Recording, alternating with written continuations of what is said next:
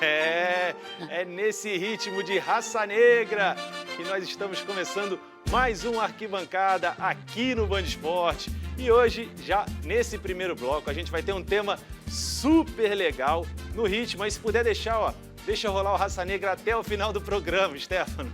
Mas tudo aí, né? Tudo certo. A gente sabe que essa música viralizou durante a semana e hoje eu convidei duas profissionais que trabalham no meio do futebol, que eu admiro bastante, conheço uma em cada profissão. Mas esse é o tema do debate esportivo Band Esporte. Aqui, já comigo no lado esquerdo, Stephanie Figuer, ela que é agente intermediária, empresária de jogador de futebol. Tudo bem, Stephanie? Tudo jóia, Mauri. Tô certo na nomenclatura? Agente, intermediário, empresário? Tá certo. Hoje em dia, a nomenclatura utilizada é intermediário, depois das mudanças que tiveram no regulamento da FIFA e da CBF. Então, a gente segue com essa nomenclatura, mas como agente é a forma que a gente sempre foi conhecido. Sim, e a gente vai falar um pouco das dificuldades, dos obstáculos, dos preconceitos que as mulheres que trabalham com o futebol, que é um esporte 98%, como a gente já comentou aqui em off, masculino. E ao lado da Stephanie, ela que é apresentadora, repórter e jornalista esportiva, já trabalhou na DAZN, já trabalhou na Fox, está na DAZN atualmente, né? Helena Calil, tudo bem, Helena? Tudo bem, Amaury, você usou a nomenclatura certa mesmo, é isso, faz tudo. É isso que a gente faz no jornalismo. Obrigada pelo convite, por esse debate tão necessário. Necessário, né? Super importante no momento que a gente está vivendo hoje em dia. Mas antes disso, eu queria perguntar para vocês, essa pergunta serve para as duas, por que vocês decidiram, né, seguir numa carreira que a maioria dos companheiros de trabalho de vocês são homens, né? São do sexo masculino, e por que vocês decidiram, tanto Helena quanto Stephanie? Stephanie, você? Eu comecei estudando publicidade porque eu me achava uma pessoa comunicativa, resolvi ir para essa área e depois que eu me formei, eu fui trabalhar exatamente em agências de publicidade. Eu não me identifiquei, mas eu vi que a área de atendimento era muito legal e eu gostava de falar com o público, com os clientes. Eu sempre soube da relevância, da importância do meu avô nesse mercado do futebol, do meu pai, do meu tio. Deixa eu fazer só um parênteses aqui, tá? Para quem não sabe, a Stephanie é neta do Juan Figuer, que foi um dos maiores empresários do futebol nos anos 80 e 90, até hoje atua muito forte, mas hoje com a Stephanie, né, de frente, né, no escritório de agenciamento, tô certo? Tá certinho. E eu acompanhava, via muito na escola, na época, os meus amigos, quando vinham me fazer perguntas, eu não entendia absolutamente nada de futebol. Eu não sabia que era um 11 contra 11, eu não entendia nada, zero. Mas eu fiquei com isso na minha cabeça. Eu falei, não, o que ele faz é uma coisa muito importante, é muito legal. E quando eu não me identifiquei nessa área de publicidade, eu resolvi pedir a oportunidade de trabalhar com ele. E ele foi super preconceituoso. Ele, não, você trabalhar comigo, futebol, uma área super masculina, não tem nada a ver. E eu fiquei indignada, eu falei, não, mas eu tenho força de vontade, eu quero entender, por favor. E ele me deu uma rejeitada, quem me acolheu mais foi o meu pai e o meu tio. E eu comecei a participar de reunião, sempre depois da reunião questionando, não, mas por que isso, aquilo? Acabei me envolvendo e aí eu fui conquistando aos poucos o meu avô, que hoje me tem aí como um braço direito dele. Exatamente, eu Legal. acompanho a Stephanie no Instagram e ela faz inúmeras grandes negociações, a gente vai falar um pouco disso, mas eu queria saber da Helena também. Helena, por que você decidiu ir para o meio do futebol, né? Por que você não decidiu talvez ir para uma outra área? Em algum momento você teve essa questão, eu sei que já gosta de futebol há algum tempo, mas por que em algum momento ali você decidiu, você, jornalista esportiva, de futebol, um meio completamente masculino? Eu acho que quando a gente fala meio masculino, a gente coloca um gênero, o gênero, na verdade, ele vem por uma força social, porque não é, porque eu sou mulher, eu não vou para o futebol, porque futebol é coisa que só o homem gosta. É algo que foi já colocado e, assim, eu percebo o tratamento desde pequena. Meu irmão ganhava bola, ia para o estádio, eu não. Tipo, meu irmão já tem o time dele e tal, então você não precisa torcer. Já tem o homem da família que vai seguir o futebol. E eu sempre gostei, sempre amei bola. Até hoje eu amo todos os esportes com bola, principalmente a bola de futebol. Então eu não tive esse incentivo desde cedo, mas eu sempre tive essa vontade de trabalhar com isso. Não só com o futebol, mas com as modalidades esportivas. E aí eu fui para o jornalismo, que é meio a meio quando você pega o jornalismo geral. E aí, quando eu passei para o esporte, eu falei, não, eu quero mesmo ir para o esporte. Então, eu fui, coloquei todas as minhas fichas, todas as minhas apostas e investimento, eu coloquei na parte esportiva. Isso porque eu sempre me dei muito bem com o esporte, sempre foi algo muito fácil para mim, sempre foi uma paixão minha. Trabalhar com esporte é algo muito apaixonante, principalmente para quem sempre teve essa vontade. Mas eu acho que uma menina, desde cedo, se ela tivesse tido o mesmo incentivo, se a gente colocar 50-50 e falar assim, ó, vamos dar o mesmo incentivo para os dois, você pode ver que vai aumentar muito mais e a gente vai tirar essa parte desse gênero, né? De falar que isso é um meio masculino. Hoje Sim. mas a gente está procurando espaço para ter representatividade para mudar também esse cenário. Justamente, era uma das perguntas que eu iria fazer aqui. Tanto as duas profissões que vocês trabalham, né, que são do futebol, são ligadas ao futebol, elas não são preconceituosas em relação à mulher diretamente, né? Eu acho que é uma coisa que a sociedade impôs de um tempo para cá e ficou. A maioria dos jornalistas hoje é homem. A maioria dos empresários, agentes, intermediários de jogadores de futebol é homem. Mas vocês estão ali quebrando barreiras, conseguindo o espaço de vocês, das mulheres, de uma forma geral. E por quê? Qual é a principal razão, primeiro no caso da Stephanie, na sua profissão, por que você acha que não existem tantas mulheres neste meio, né? Neste meio de empresárias de jogadores? Porque eu acho que é difícil, de fato, você entrar nesse meio, nesse segmento. Eu acho que eu tive muito a grata oportunidade de nascer numa família que já fazia isso, então foi muito mais fácil para mim, mesmo tendo esse preconceito inicial do meu próprio avô.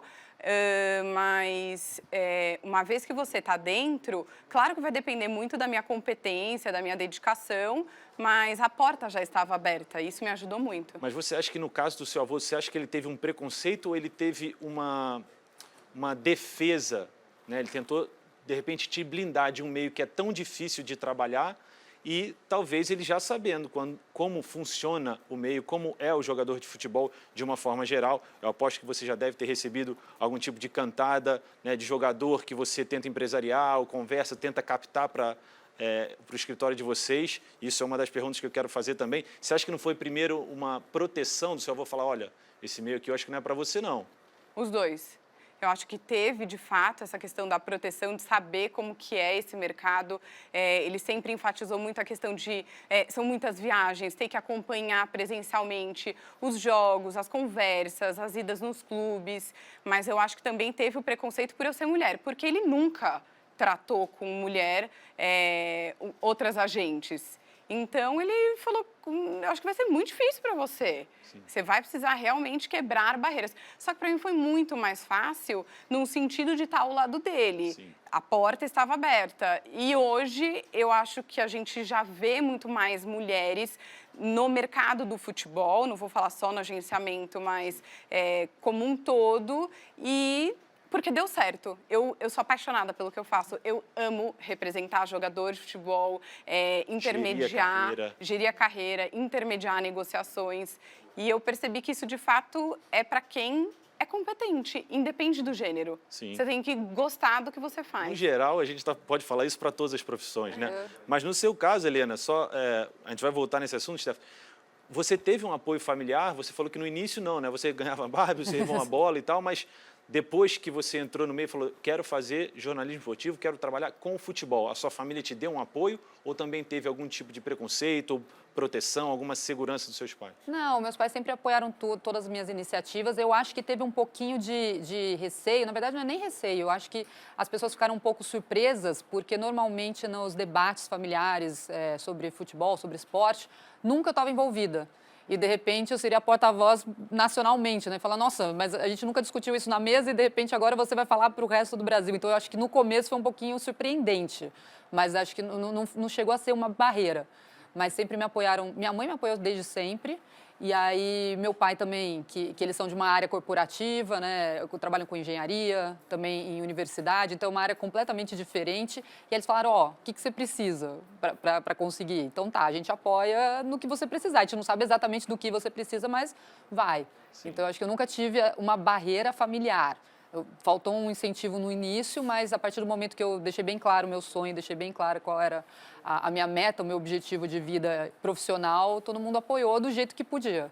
Legal. E agora vai vir uma pergunta mais delicada aqui, que eu queria que vocês fossem bem honestas em relação a isso.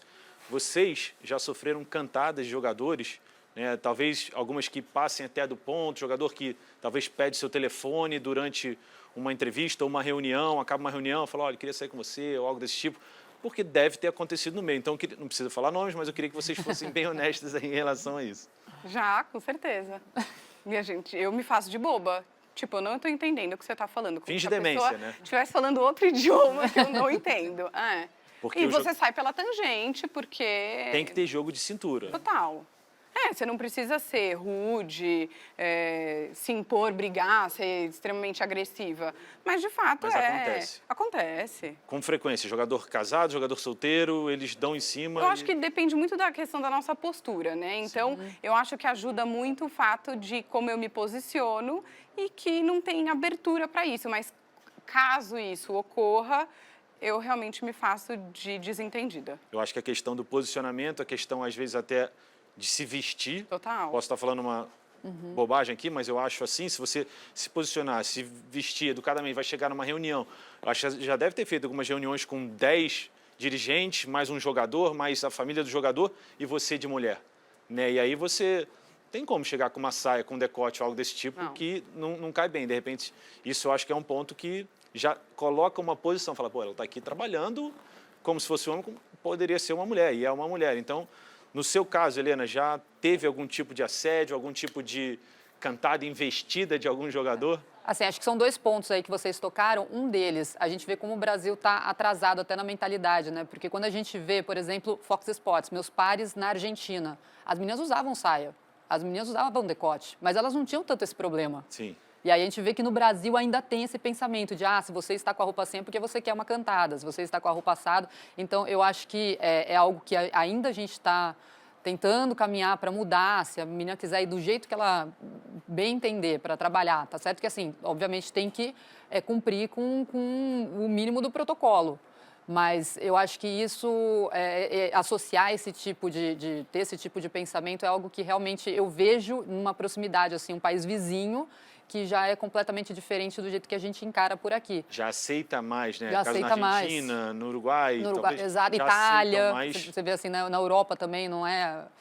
Muitas repórteres, né, na Europa, nos Estados Unidos, muitas repórteres que se vestem muito bem, independente de estar de saia ou decotado. Você tem noção, eu fui para o Rally Dakar. Rally Dakar é no deserto, quando eu era na América do Sul. Então, no meio do deserto do Atacama, eu estava com camisa preta polo até aqui e calça.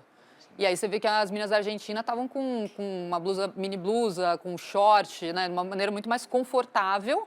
E eu não, eu estava daquele jeito, porque era o padrão do Brasil, porque, enfim... Mas isso, para você, vem da emissora um protocolo de roupa que você precisa usar, ou tem um uniforme, ou você acha que... Eu acho que é social. É uma pressão assim que nem a emissora precisa pedir. Você, a partir do momento que você entra, você já sabe que vai ter que seguir o protocolo dessa maneira. Então, eu acho que nem foi algo. Eu que fiz minha mala, eu que coloquei a calça, sabe, não foi ninguém lá da Fox que pegou minha mala e colocou. Mas em relação às investidas dos jogadores, na hora que você está ali dentro do campo, entrevistando, ela que já fez inúmeras excelentes entrevistas ali, reportagens, né, de jogos, que eu acompanho bastante há algum tempo, mas já teve alguma investida assim, após aquele momento que você desliga a câmera, o jogador chegar e falar, nossa, então, Helena, você tem namorado, quero teu telefone, alguma coisa assim? Teve já, mas eu acho que no meu caso é menos até do que da Stephanie, porque, assim, primeiro, tem muita gente envolvida. Quando você está fazendo uma entrevista, parece que é só eu e o jogador, mas não, tem o cinegrafista, tem o produtor, tem o assessor dele, tem o assessor do clube, tem, enfim, tem o assistente, tem muita gente. Então, realmente, se ele investir naquele momento é porque ou ele quer fazer alguma brincadeira e aparecer para todo mundo. Já teve até um vídeo que viralizou, né, do Ronaldinho. E quando quer fazer uma investida ao vivo, que ele quer brincar com ao vivo, normalmente eles fazem mais para aparecer do que realmente uma investida. Aí depois agora com redes sociais, produtor também, às vezes ele pede para o produtor pergunta se pode passar o telefone ou não, às vezes o produtor passa sem nem perguntar. Sim. Então tem essas investidas, mas assim, tão claras foram pouquíssimas. Eu acho que foram mais no sentido da brincadeira do que realmente com alguma intenção. Mas aquele direct no Instagram vocês recebem, né? Vocês devem receber aí, pelo menos os jogadores que estejam em contato ou conheçam vocês de alguma forma, mandam algumas mensagens, ou eu estou falando besteira aqui. Acontece, né? Instagram é a terra de ninguém, né? Acaba mandando direct, acaba aparecendo umas coisas lá, que aí sim você pode, né? Aí faz aquela pode dar de... aquela que a Stephanie falou, aquela técnica. Né? Exatamente, não estou vendo, não visualizei, não quero nem saber. Legal. É bom vocês dois colocarem isso, porque é um meio atualmente ainda de maior parte do público que trabalha com vocês, companheiros de vocês são homens, então não deve ser tão fácil, né? Numa situação, você já deve ter tido a oportunidade de ir no vestiário de jogadores. E como é que foi essa questão de ir no vestiário? Vai lá no vestiário. Foi uma oportunidade de você talvez fazer uma boa entrevista ou foi um pedido da emissora? Falou, ó, Helena, entra lá no vestiário do Palmeiras, por exemplo, e entrevista o Rony, sei lá. Eu acho que hoje tá diferente, porque antigamente nós tínhamos, né, as pioneiras, né, as mulheres repórteres, quando podia entrar no vestiário, elas realmente entravam, os homens lá com toalha ou sem toalha, elas iam entrevistando todo mundo. Hoje em dia tem um protocolo muito rígido, então o repórter não pode entrar. Eu posso até entrar antes deles, ou depois que eles já saíram. Mas antes não é nem por eu ser mulher ou não. É realmente, assim... Repórteres não entram mais no vestiário. Só quando dá alguma coisa, que nem o Tigres e São Paulo, que teve, né? Aí já é uma situação completamente atípica, que quando teve aquela briga mesmo, que os argentinos teve sangue no vestiário, aí os repórteres conseguiram entrar por conta disso, por conta dessa ocasião completamente extraoficial, nada normal. Mas hoje em dia, na série A, B, C, tem um protocolo bem rígido. Então, a gente só consegue entrar no campo e seguir até o túnel. A partir do túnel para frente é com o jogador. A gente não entra mais. Mas eu imagino, né? As nossas pioneiras, as antecessoras, passaram por isso, não estavam nem aí. Enfrentavam do mesmo jeito. Você sabe que eu morei um tempo na Alemanha e na Alemanha a massagista do time era mulher. E ela não tinha absolutamente preconceito nenhum de ficar dentro do vestiário com os jogadores se trocando, inclusive fazendo as massagens, fazendo tratamento completamente pelados, né, sem roupas. E ela ali, totalmente profissional, isso já acontece na Europa, é assim, né? Não sei se funcionaria muito aqui no Brasil, mas é assim, funciona lá. E eu olhava assim, eu ficava com uma vergonha, eu falei assim, não é possível que o jogador vai fazer massagem com ela e ele está sem roupa, como é que é isso, sabe? Para mim era tudo muito novo, mas você vê que alguns países, inclusive a sauna, né, na Alemanha, na Holanda, unissex, sem roupa, enfim, são situações que você comentou até que culturalmente difere muito de um país para o outro, né? Esse preconceito, um preconceito bobo que ainda existe de mulheres estarem trabalhando no futebol, independente da área, seja como agente, seja como jornalista. Eu queria perguntar só mais uma situação aqui para a Stephanie, porque a gente está também no tempo. Stephanie, qual foi a situação mais inusitada, assim, que você passou, mais delicada ou difícil que você passou em algum momento de uma captação de jogador ou talvez numa reunião que foi muito difícil por você ser mulher? Você passou por alguma situação que você se lembre? Eu acho que muito da desconfiança, daquele olhar de surpresa quando a reunião é marcada comigo e eu chego. Então, acho que esse olhar de, nossa, eu vou negociar com uma mulher, sério, ela entende isso. Daí eu já fui muito testada. E aí que eu falo que é a grande oportunidade que eu tenho para mostrar que, de fato, eu até estava olhando o Instagram da Helena e a maior verdade para mim que você precisa pesquisar, se informar muito bem antes, de fato, de ir para uma reunião, negociar alguma coisa para você conseguir quebrar talvez esse preconceito, né, inicial que tem de você pelo fato de ser mulher e tudo acontecer da melhor forma possível. E você acha que assim, o futebol feminino crescendo, você acha que isso pode ajudar? Inclusive, eu já conversei com 2 empresários, homens de mulheres, né, no futebol feminino. Então, assim, você acha que isso pode ser ainda mais um divisor de águas para mais mulheres se tornarem agentes empresárias, principalmente, de repente, começando com o futebol feminino? Porque a negociação é praticamente a mesma, né? A forma de trabalhar é a mesma, né? É uma atleta, é um jogador que você vai negociar o contrato, o salário, intermediar a negociação. Você acha que, de repente, com o crescimento do futebol feminino, pode também crescer, né, as mulheres na sua área específica de trabalho? Acho sim, que é uma grande oportunidade, porém, o futebol masculino, ele ainda te permite trabalhar em situações mais complexas, mais diferentes do que o feminino, pela condição do mercado feminino ainda ser muito não profissional como é o masculino. Sim. Então, ainda o contrato... Os valores são menores. O contrato das atletas ainda, muitas vezes, ele é ainda amador e não o contrato profissional. Às vezes elas são só federadas. Então, isso não te permite, às vezes, conseguir negociar oportunidades que te exijam ou te permitam trabalhar de uma forma mais profunda por essa questão. Sim. E aí eu queria trazer também para a Helena essa questão que pode ser para a mulher também muito diferente do que é para o homem, né? O fato de trabalhar com homens 24 horas, né? Você fica com homens, você tem um grupo, uma equipe, né? 24 horas com você, que vai fazer reportagem, e você viaja, às vezes tem que dividir quarto, né? Você já teve que dividir quarto com homem? Então, não, no início eu já não tive viagem, não viajei por conta disso, porque seria uma despesa a mais. Eu não poderia dividir quarto com um cinegrafista, apesar que eu já dividi quarto na África, com o Lafayette, parceiraço meu, que a gente resolveu ir atrás do Eto'o, enfim, foi uma ideia bem louca e alugamos um quarto, era a única possibilidade que tinha. Mas, fora isso, tinha esse problema, né? Se quisesse viajar, seria mais uma despesa. Mas depois não, depois ficou normal. Depois, viajar, todo mundo, cada um tinha o seu quarto mesmo, então, tanto faz se vai uma mulher ou se vai um homem. Mas tem... E, assim, é engraçado que, às vezes, eu estou num meio completamente masculino, eu estou com um assistente, com um motorista, com um cinegrafista, com um produtor, com tanta gente, eu não percebo.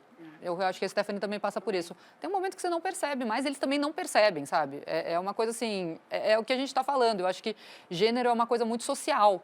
A partir do momento que todo mundo tem o compromisso, tem a responsabilidade, tem a competência, profissionalismo para fazer aquilo dar certo, tanto faz se você é homem ou mulher. Então, está todo mundo nesse ecossistema querendo fazer com que as coisas funcionem. E agora o inverso um pouquinho, né? Eu queria fazer essa pergunta, esperar a gente falar primeiro das dificuldades, dos obstáculos, mas também tem um outro lado. Tem um outro lado que eu vejo, principalmente no seu Instagram, você está super bem com seus jogadores. Você está super bem com as pessoas que você entrevista. Você acha que tem um lado positivo em vocês serem mulheres também?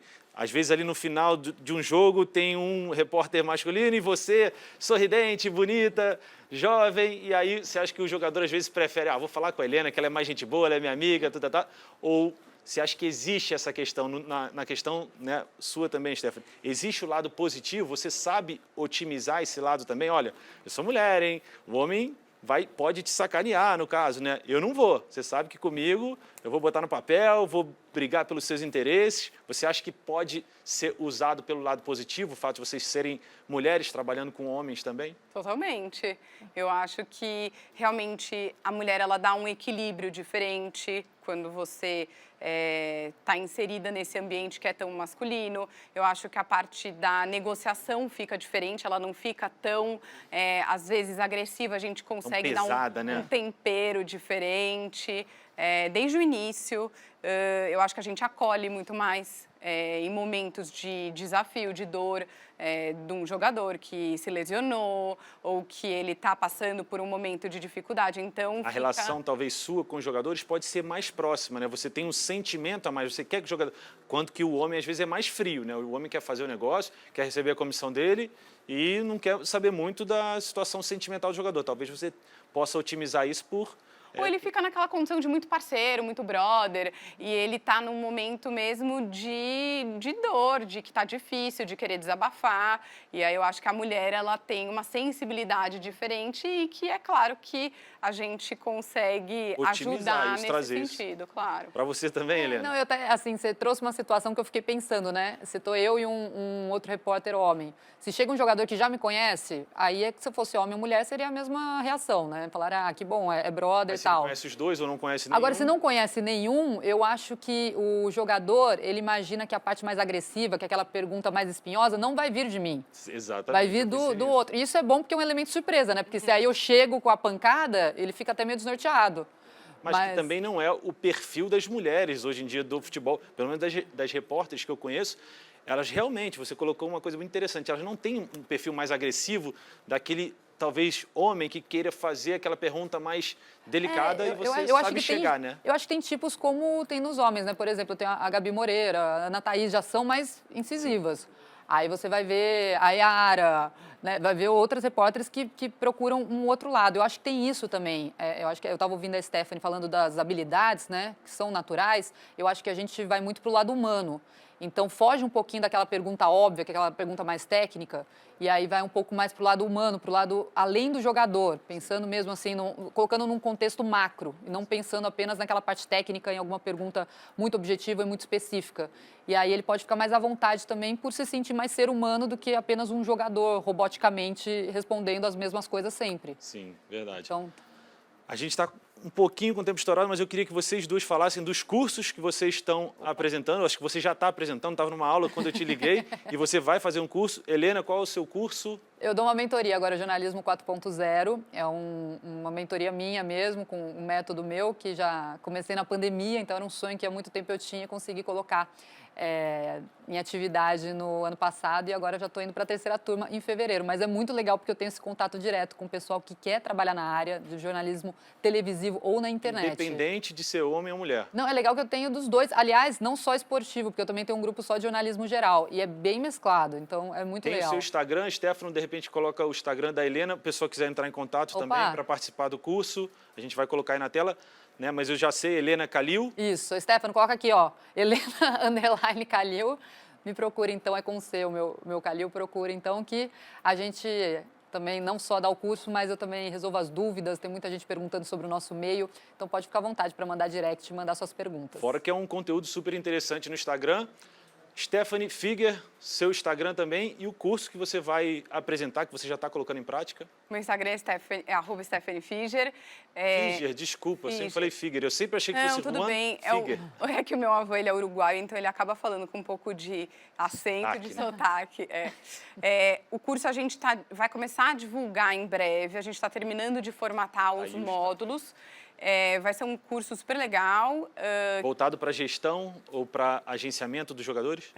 Para agenciamento de atletas. A gente vai falar o que compõe a função de um agente e quais são as áreas que são envolvidas no dia a dia de um empresário para atender às demandas, tanto do clube quanto dos atletas. Então, assessoria de imprensa, gestão financeira, coaching... Como se tornar um agente também vai ter no grupo?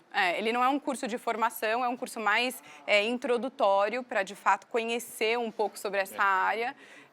Bem legal. Vai ter a participação do meu avô, do meu pai, do meu tio, contando os cases de sucesso de gestão de carreira do nosso escritório. Muito legal. Eu queria agradecer demais a presença dessas duas super profissionais que eu admiro bastante. Está aí o Instagram delas, a gente já colocou na tela.